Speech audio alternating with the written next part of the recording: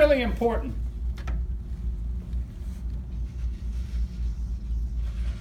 Now this is supposed to be the back of a car, and by no means am I an artist.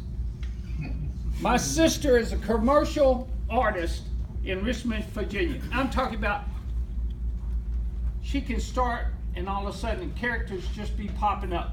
My stick people don't even look like stick people. That don't look like nothing. But your stick people would look better than my stick people. Okay. So as I'm coming up to the back end of that vehicle, the first thing I'm doing is I'm putting some type of fingerprint on that car. Why? Some type of fingerprint on it? Yep. I'm touching that car somewhere. Okay, drive off. Okay. What about he or she gets out of the car, kills me or the officer, and all of a sudden I was never there? Well, guess what? Everybody knows they'll go to the back of that car and dust it. And that's the first place they're dusting a vehicle to find out what officer touched that vehicle. Now listen keenly, because you're hearing some very powerful information. Why did he just touch my car? Get away from my car! Well, guess what? My handprint's going to be all over the back of that car before I even meet with the driver. It could be just a warning. Every single officer will touch that car. So that's our signature to say we were there. Okay?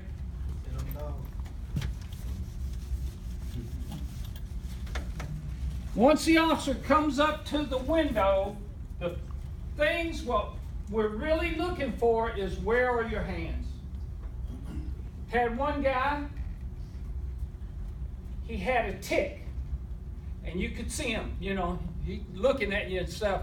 And all of a sudden, he's got this hand on the steering wheel, and he's got this one right about close to his knee. Is that normal? No. I drive like this. Why is this guy holding here and going like this?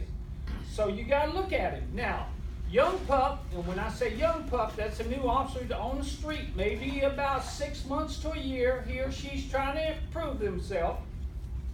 They start worrying about, should I draw my weapon?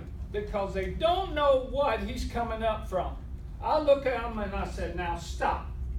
And I want you to think about this whole situation.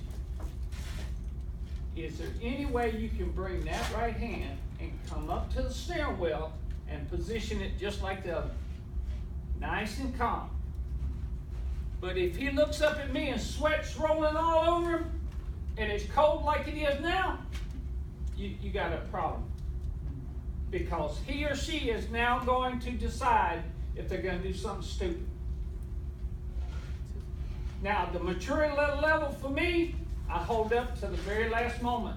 But I've drawn down and put a Glock to an individual forehead in a heartbeat. But I read it much different than young pup. Young pup will draw down on you in a split second. And that's why you see it all on cops and all this.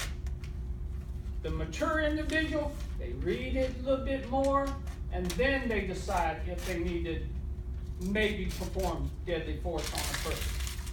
Okay, so I go up to the window, I'm looking at the hands. Either your hands are on the steering wheel.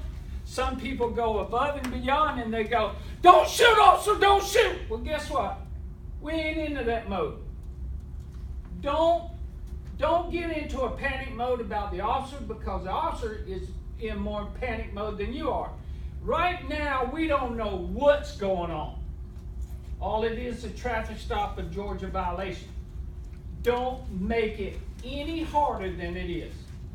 Best thing to do is, yes, officer, how may I help you? I'm sorry, guys. You've got to eat crow on this particular deal. Because if you look at it any other way, the only reason you stop me because I'm black, guess what? That don't fly. Especially if I have a laser. And my laser can pick you off at 3,000 feet. I can barely see the size of the car at 3,000 feet. how did I know a Puerto Rican, a black, a white, who was driving? So this laser picks the form of the car, and it comes back by shooting a beam, and it gives me the distance and the speed. From there, all I do is just put the laser down and I'll wait for you. It's that easy. So now, the officer has come up, he's looking at hands. Either your hands are like this, I've seen people put their hands out like this, still, no problem.